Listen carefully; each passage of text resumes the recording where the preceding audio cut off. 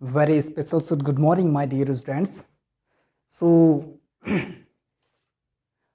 I'm going on elaborate the lesson 1 class of 12th. Lesson 1 class of 12th. So, my past suggestion for you, you must keep your textbook and your notes and listen to me my carefully. Understand? So, I will try for that. So, you must memorize lesson 1.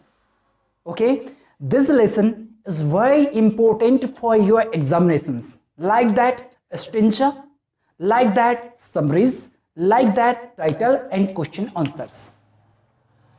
Suppose you are listen to my voice and my lines and my wordings, so definitely you memorized and fixes in your mind and heart the questions answer, titles, make a titles, make a stringa and make a some important lines.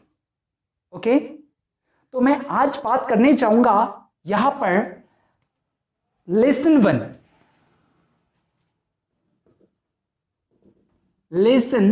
1 name is teach me to listen lord. Teach me to listen lord Hindi meaning क्या है? Lesson 1 teach me to listen lord. Understand? Teach बोले तो क्या होता है? पढ़ाना। मी बोले तो मुझे, टू मतलब काके की, है ना। लिसन, लिसन बोले तो सुनना, और लॉर्ड हे भगवान मुझे सुनना सिखाओ, हे भगवान मुझे सुनना सिखाओ। एक बात मैं कह दूं डियर स्टूडेंट्स कि some students think about ourselves, himself, herself, and oneself, that we have no knowledge about the English. So we get the properly English is a difficult language and difficult subjects. But I will suggest you here. So you must watch me carefully, listen to me carefully, and accept the writing work and listening work and spoken also. तो आपको यहां पर कोई जरूरी नहीं कि आपको tense आते हैं, कोई जरूरी नहीं है कि आपको वॉइस आते हैं, मॉडल्स आते हैं। बस आपको जो मैं लाइन समझाऊंगा बस उस पर कॉन्सेंट्रेट करना है। अब यहां पर देखिए teach me to listen lord, this is सबसे पहले मैं एक चीजें मैं आपको बहुत इंपॉर्टेंट चीजें मैं आपको समझाना चाहता हूं। दिस इज, ये एक प्रकार से क्या है? This is a poem. ये क्या है? पोयम है। देखो पोयम जो होती है ये होती है 4 लाइन की। सेक्सटिव, सेक्सटिव जो होता है कितनी लाइन का होता है? 6 लाइन का होता है। ऑक्टेव, ऑक्टेव जो होता है कितनी लाइन का होता है? 8 लाइन का होता है। एंड अपना ऑक्टेव एंड सोनेट्स, सोनेट्स ये होता है 14 लाइन का। ठीक है, और इन सब का अपना एक स्टेंजा बनता है। क्या बनता है? स्टेंजा, या इसको और एक चीज बोलते हैं क्या? Rhyming scheme. और ये राइमिंग स्कीम से भी यहां से एक क्वेश्चन बनता है। और क्वेश्चन कैसे बनता है? देखो क्वेश्चन कैसे बनता है यहां से, चाहे 10th हो, 11th हो, चाहे 12th हो, ये तीनों क्लासेस के लिए बड़ा इंपॉर्टेंट है। और यहां पर सीख लेना ये कैसे बनाते हैं स्टेंजा और राइमिंग स्कीम। तो क्वेश्चन कैसा आता है? जैसे एक वर्ड है what will be the rhyming scheme given the word, given the word। Word जैसे क्या दिया है? शाइन। वर्ड क्या दिया है? Shine, shine. अब इसमें ऑप्शन दे देंगे आपको my, my, option B, my, by, option C, shy, option D, mine। तो अब यहां पर देखो, what will be rhyming scheme given the word. ये जो वर्ड दिया है इसका राइमिंग स्कीम क्या होगा? तो क्या होगा इसका राइमिंग स्कीम? देखो, you must pronunciation of any word is very important. You must properly the knowledge about the phonology and vocals. तो इसको हम क्या पढ़ेंगे? हम इसको रीड करेंगे एंड प्रोनाउंस करेंगे क्या? My, by, shy, and this is the mine, not that mine. ठीक है, तो ये देखो, ये शाइन है तो ये क्या हो गया? माइन। एक सिंपल सी चीज मैं आपको बता रहा हूं, जिसे 2 लाइंस में आपको हिंदी में बताऊंगा। जैसे देखो, रघुकुल रीत सदा चल आई, प्राण जाई पर वचन न जाई। अंडरस्टैंड? तो देखो, फर्स्ट लाइन के लास्ट में भी क्या आया? ई। और सेकेंड लाइन के लास्ट में भी क्या आया? ई। तो यहां पर ई और ई का क्या बन गया? यहां पर स्टेंजा, या तो फिर क्या हो गया? Rhyming scheme. Understand my dear students? ठीक है, तो ये बन गया हमारा स्टेंजा या राइमिंग स्कीम। अब इसी प्रकार से यहां पर देखो, I-N-E ई और ई क्या हो गया? Rhyming scheme. Are you understand? ठीक है ना? जब हम यहां पर पोएम्स को रीड करेंगे तब हम आपको और भी अच्छा सिखाएंगे। ठीक है ना? चलो, ये तो हो गया।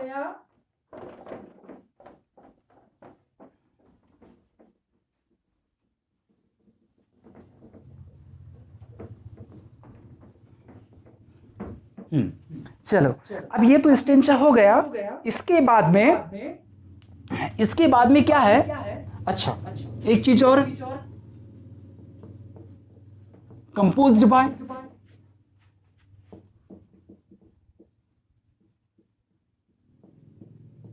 Anonymous, composed bye anonymous.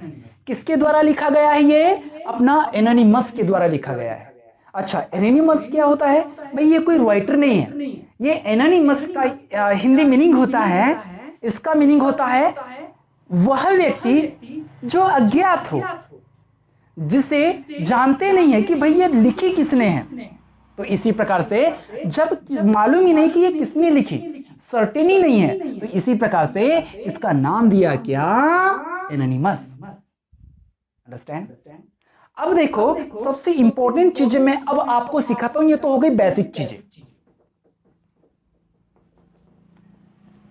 अब यहां पर इंपॉर्टेंट होने जाता है। देखो, हमको पोयम ही रहती है हमारे पास में, तो पोयम्स में क्या क्या पूछा जाता है? देखो, सबसे पहले पोयम से पूछा, चाहे वर्कबुक की पोयम हो, चाहे टेक्स्ट बुक की पोयम हो। और वर्कबुक की पोयम या टेक्स्ट बुक की पोयम हो, सिर्फ आपको पोयम ही दी है, न तो एक्टिव, न तो सेक्सटिव, न ही सोनेट्स। क्लियर? तो यहां पर teach me to listen lord में एक जो पोयम है, पोयम का क्या पूछा जाता है? राइटर पूछा जाता है किसी भी पोयम का। ठीक है ना? राइटर के साथ साथ में ही क्या पूछा जाता है?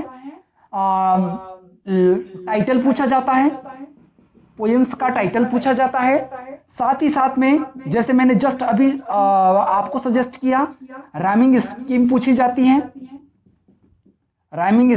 जाती है, और इसके अदर्स में राइटर, टाइटल, राइमिंग, और एक क्या होती है? समरी। समरी मीन्स क्या होता है? सारांश। क्या होता है समरी मीन्स? सारांश। क्लियर? तो इसी प्रकार से हम अब टाइटल बनाना सीखेंगे, हम राइमिंग स्कीम तो निकालना मैंने सिखा ही दिया हूं, और साथ ही साथ में समरी लिखना सीखेंगे। अब यहां पर यदि मैं टाइटल की मैं बात करूं, इस टाइटल की मैं बात करूं कि टाइटल कैसे दिया जाता है। मोस्टली स्टूडेंट्स क्या करते हैं कि भाई जो चाहे इधर पोएम्स की लाइन हो, चाहे उधर अपना अनसिंग पैसेज हो, इन दोनों में से यदि टाइटल लिखने की बात आती है तो उनमें से भी कोई भी लाइन उतार के दे दी जाती है, ठीक है, जो कि एकदम गलत है। जैसे कि हमारा जैसे teach me to listen lord है, एक पेज पूरा भरा हुआ है, ठीक है, या कोई स्टोरी दी है, जस्ट इसके बाद में हम पढ़ेंगे अ friend who come from the sky. अब 3 पेज की क्या है, स्टोरी बनी हुई है, बट उसका जो टाइटल है एक लाइन में 2 या 3 वर्ड्स में दे दिया गया। ध्यान रहे कि कभी भी आपका जो टाइटल होना चाहिए 1, 2 और 3, 1, 2 या 3 शब्दों में ही होना चाहिए, इसके अलावा टाइटल नहीं रहता। ध्यान रखिए इसको, ठीक है, एक लाइन सॉरी एक वर्ड, 2 वर्ड या 3 वर्ड में ही टाइटल देना होता है। अब यदि मैं teach me to listen lord के टाइटल की यदि मैं बात करूं तो देखो इसका टाइटल हम क्या दे सकते हैं। टाइटल ये जरूरी नहीं कि जो बुक में अध्ययन में जो दिया है या कोई लाइन्स दी हो वही दे सकते हैं। आपने पोएम को पढ़ा, आपने लाइन को रीड किया और उस लाइन को रीड करने के बाद में आपने क्या समझा, आपने क्या सीखा, आपको उसमें मेन चीज लगी क्या, क्या सीखने के लिए मिला, तो 2 या 3 वर्ड्स के रूप में वहां पर टाइटल देना होता है। जैसे कि यहां पर इस लाइन का पूरा टाइटल क्या होगा,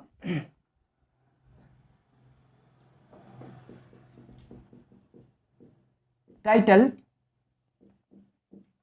good person is a good listener. Good person is a good listener, है ना, अच्छा पर्सन ही अच्छा सुनता है। ओके, नेक्स्ट है, यदि ये नहीं लिख सकते तो ये हे गॉड, हे भगवान, हे god you must teach to all and accept.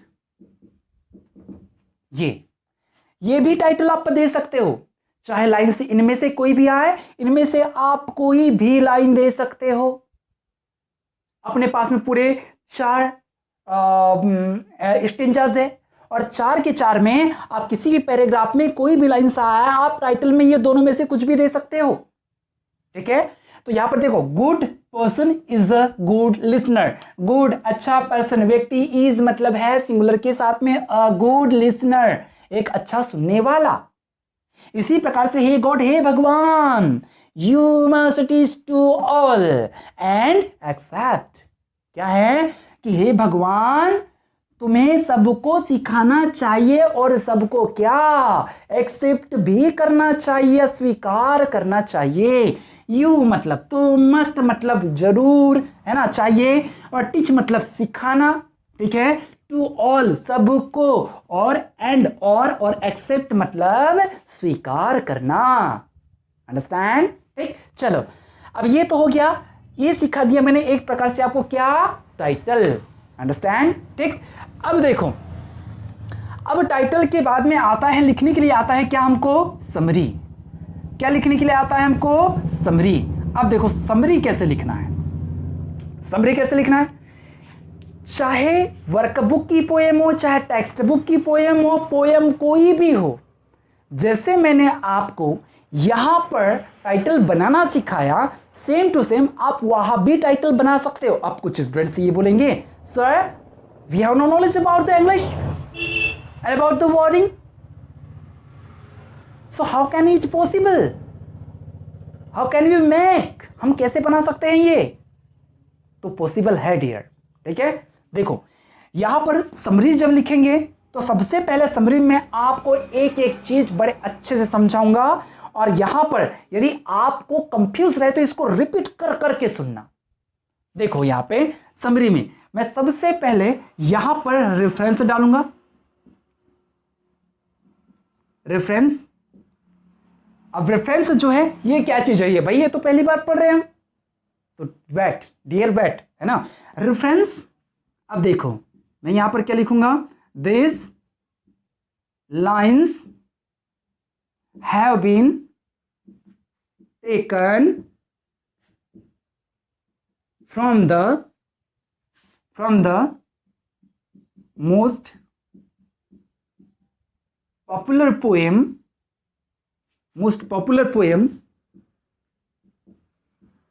teach me to listen Lord, teach me to listen Lord.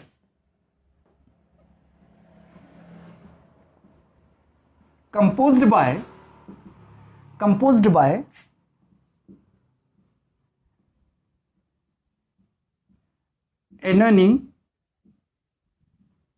anonymous, composed by anonymous. Then context.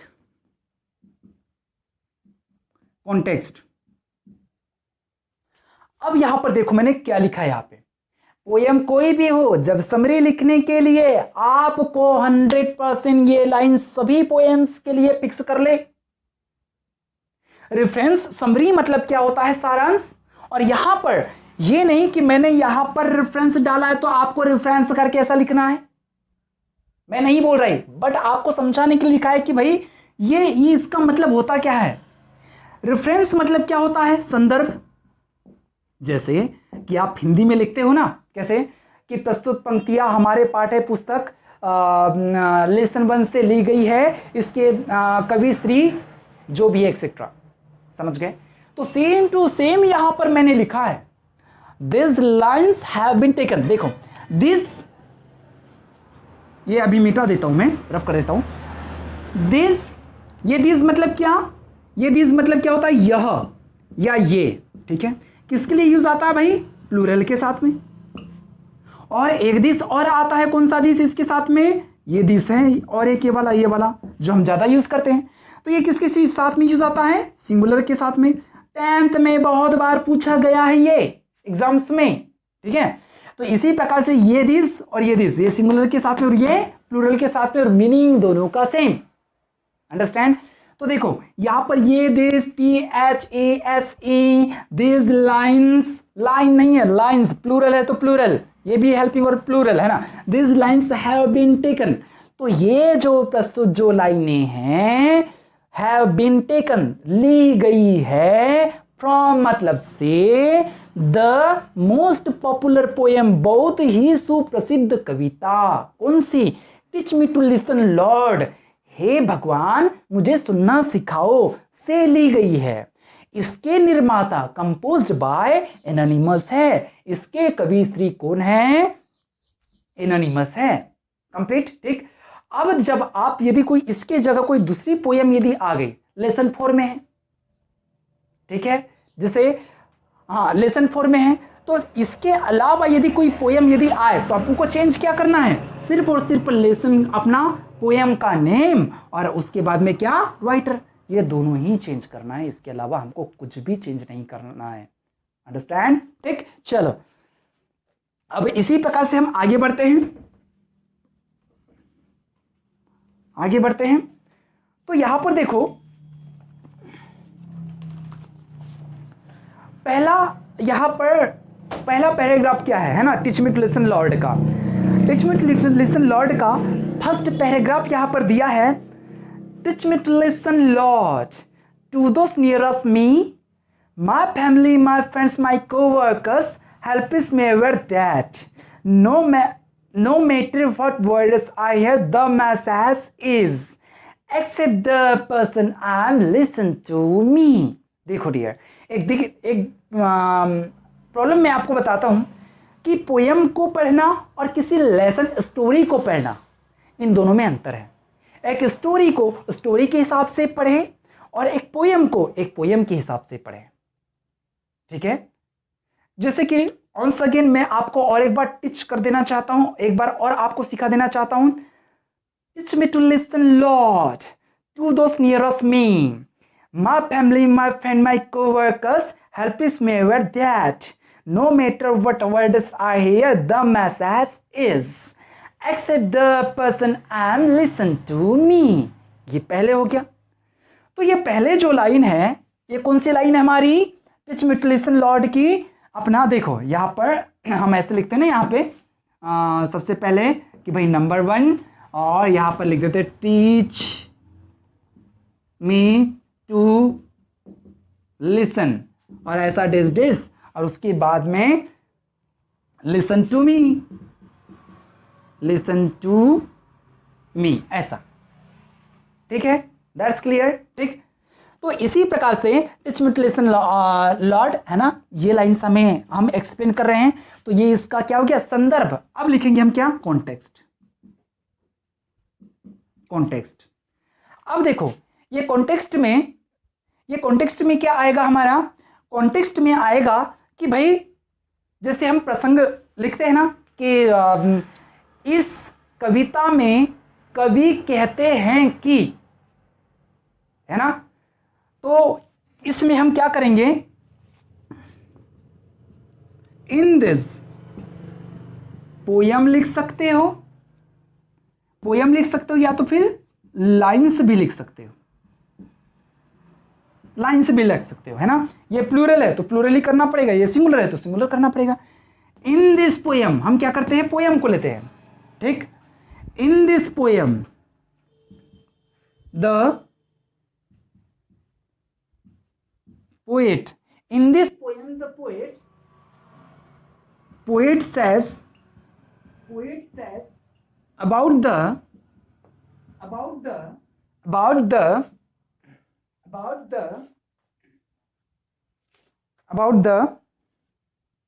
all type persons,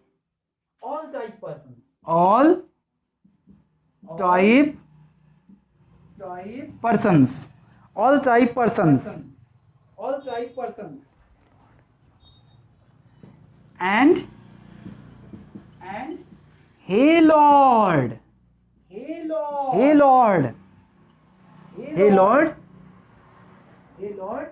you must accept to all. Hey Lord, you must accept to all, है ना। ठीक, तो ये lines, तो यहां पर देखो ये हो गया हमारा प्रसंग और ये हो गया हमारा क्या, रेफरेंस। Is that clear. तो इन चारों में से जो कि 4 पैराग्राफ्स यहां पर दिए, जैसे कि मैं यहां पर बुक में बता दूं, यहां पर 2 दिए हैं और इधर 2 दिए हैं। तो इनमें से आप जब आप कोई भी समरी लिखना चाहें तो इन समरी में आप सबसे पहले तो क्या डालें, देखो टाइटल के रूप में आप तो एक ये डाल दे या ये डाल दे, ठीक है। उसके बाद में जब आपको समरी लिखना हो तो समरी में सबसे पहले ये डालें, ये भूले नहीं, ठीक है। उसके बाद में ये लाइंस जरूर डालें अबाउट द ना, और all types persons and hey lord you must accept to all, जो कि इधर भी लिखा है teach me to accept the person all. हाँ ठीक, और ये लाइंस जरूर लिखना है, बस इतनी आपकी कंप्लीटली पूरी चारों की समरी हो गई, ठीक है। अब मैं जरा एक एक पैराग्राफ्स को मैं आपको एक्सप्लेन करके बताता हूं कि भाई आप इसमें मेकआउट क्या कर सकते हैं। कि जैसे एग्जाम में समरी लिखने के लिए आई तो हम सेम टू सेम वही लाइन लिख देते हैं। अब उसका मैं सॉल्यूशन बता रहा हूं कि कैसे लिखना है। अब कुछ तो अपनी इधर से कुछ ना कुछ तो अपार्ट लगाना पड़ेगा। अब देखो यहां पर इसका मैं लिखना चाह रहा हूं तो देखना, यहां पर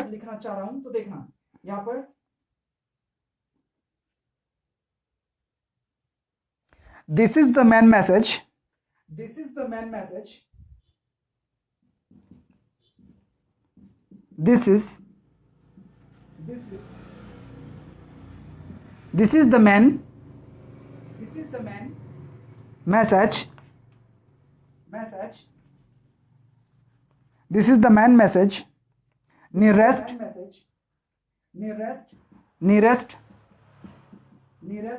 person are, nearest person are, है ना। मेन मुख्य मैसेज, मुख्य संदेश यह है कि किसके लिए, जो लोग पास है। अब जो लोग पास है वो कौन कौन से हैं, देखो my family, same to same जो वर्ड लाइन में दिए हुए हैं या तो यहां से लिख ले फर्स्ट में, ठीक है, इसको भी मेक करने का आइडिया। तो माय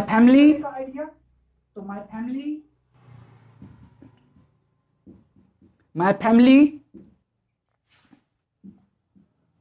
my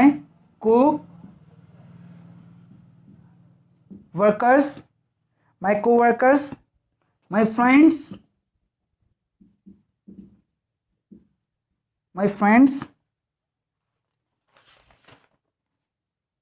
एक्सेट्रा। बस ये लाइन आपकी बन गई है, ठीक है। तो देखो, मेन मैसेज इज नियरेस्ट, मतलब जो हमारे बहुत पास हो। पर्सन्स आर मतलब क्या होता है पर्सन्स आर, जो लोग, जो व्यक्ति हमारे करीब है, जैसे माय फैमिली, ठीक है ना, मेरा परिवार। कोवर्कर्स मतलब क्या होता है, जैसे कि हमारी क्लास लगती है जहां गर्ल्स बॉयज साथ एजुकेटेड होते हैं, है ना, साथ में शिक्षा ग्रहण करते हैं गर्ल्स बॉयज, तो उसी को हम क्या कहते हैं, उस पद्धति को को एजुकेशन। और यहां पर को वर्कर्स, जहां पर वो मजदूर, वो काम करने वाले, जहां पर मेल फीमेल दोनों काम करते हो, ठीक है ना, इसलिए यहां पर बोला जाता है को workers and my friends, you know, ठीक, ओके। तो इसी प्रकार से पहला पैराग्राफ हमारा यहां पर कंप्लीट होता है, अंडरस्टैंड, ठीक। चलो, अब ये तो सिखा दिया मैंने कि भाई ये तो लिखना ही लिखना है हर एक स्टेंजाज में, हर एक पैराग्राफ्स में, ठीक है ना। यदि कविता चेंज होने पर, पोएम चेंज होने पर, हमको पोएम का नाम चेंज करना है और राइटर चेंज करना है, ठीक है ना। उसके बाद में देखो, ये कॉन्टेक्स्ट जो है, ये लाइन तो जैसी की वैसी, ठीक है ना, ये लाइन जैसी की वैसी, अबाउट द, यहां तक। इसके बाद में ही पूरा हमें पूरा मैसेज चेंज करना है। और उसके बाद में जैसे अपन कुछ वर्डिंग या कुछ लाइंस ऊपर नीचे कर देते हैं ना अपना पोएम में से ही, आप कीजिए, बट आपको ये लिखना बहुत जरूरी है, ये इतना लिखना बहुत जरूरी है। यदि आपने इतना एक्सप्लेन कर दिया, so definitely you must get the proper 100% proper numbers in your examinations and you impressed your copy checker teachers complete, ठीक है ना। सो may I have this now?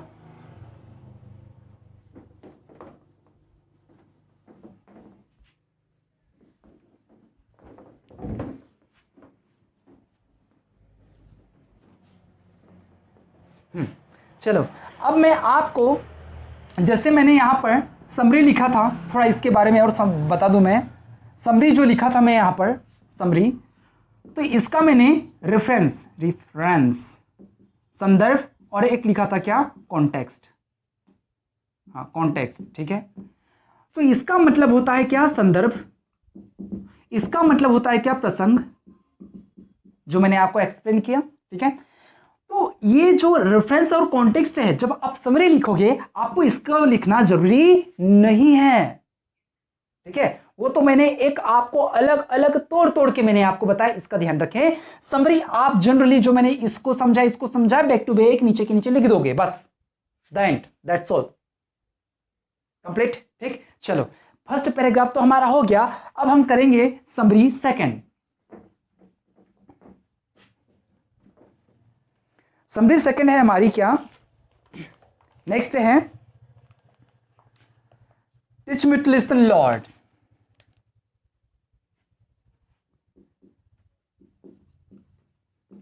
Teach me to, और ये कहां तक है, एंग्यूज्ड,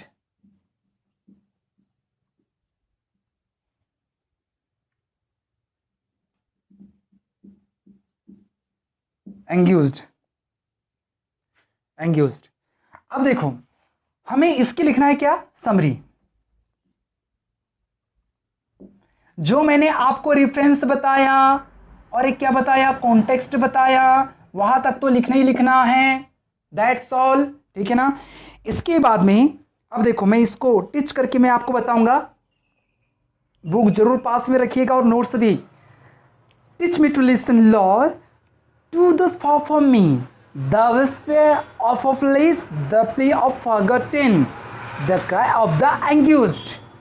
Once again, teach me to listen, Lord, to those far from me, the whisper of fleece, the plea of forgotten, the cry of the accused. ठीक है। अब यहां पर देखना, ये सेकेंड लाइन है, सेकेंड लाइन पूरी कंप्लीट करेंगे हम। मैं रेफरेंस तो बता ही दिया हूं कि रेफरेंस कैसे लिखना है, उसमें भी लिखना है, ठीक है, बट मैं रेफरेंस नहीं बताऊंगा।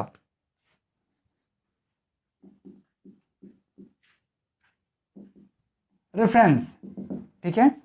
मैं कॉन्टेक्स्ट में लिखूंगा, कॉन्टेक्स्ट में क्या लिखूंगा, इन this poem the poet says about the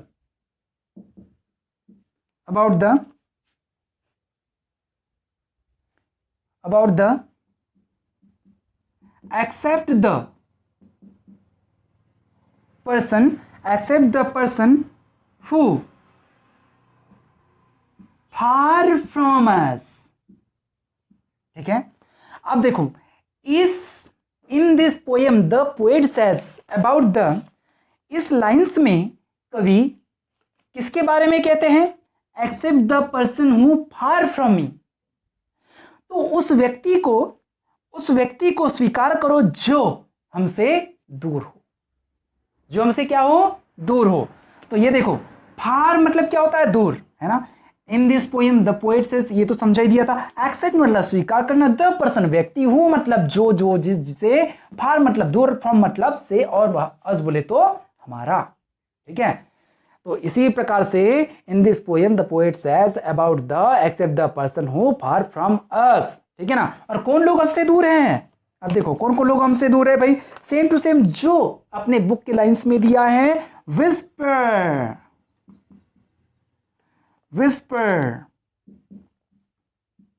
hopeless, plea, forgotten, anguished, and anguished।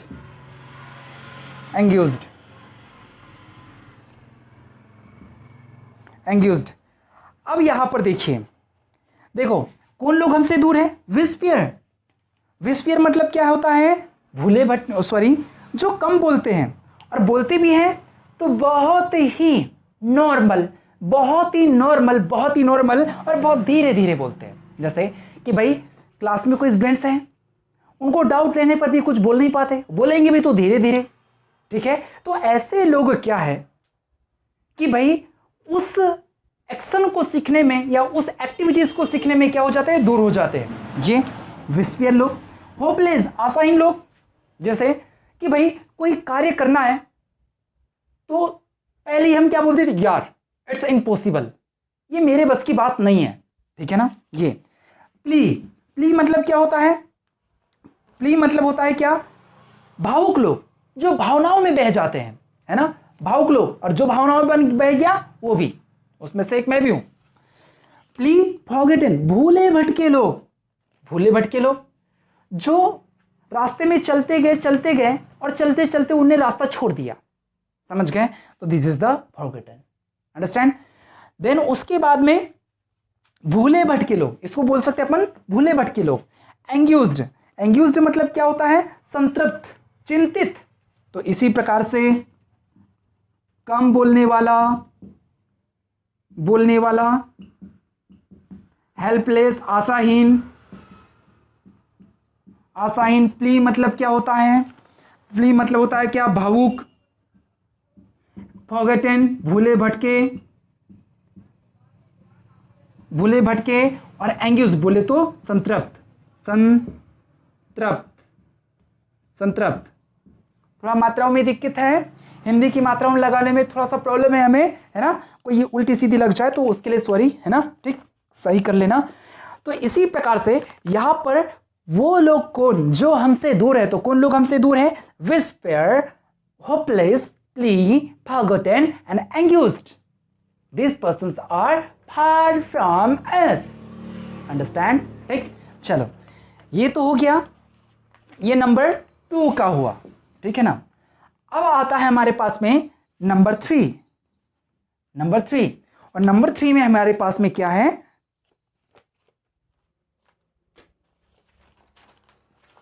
देखो नंबर 3 में हमारे पास में लाइंस आ जाती है,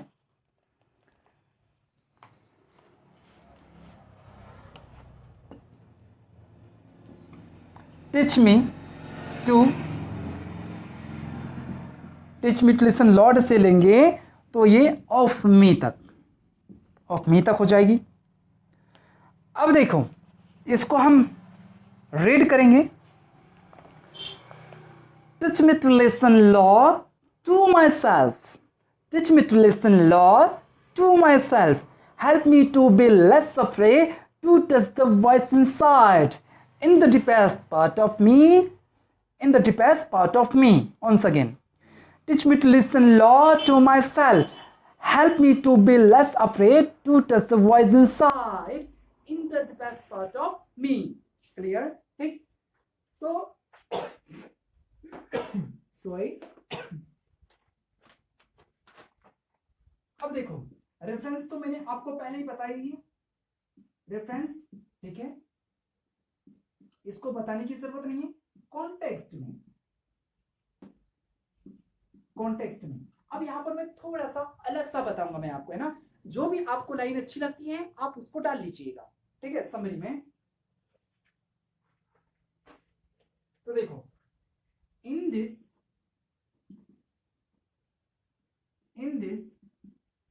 लाइन द पोएट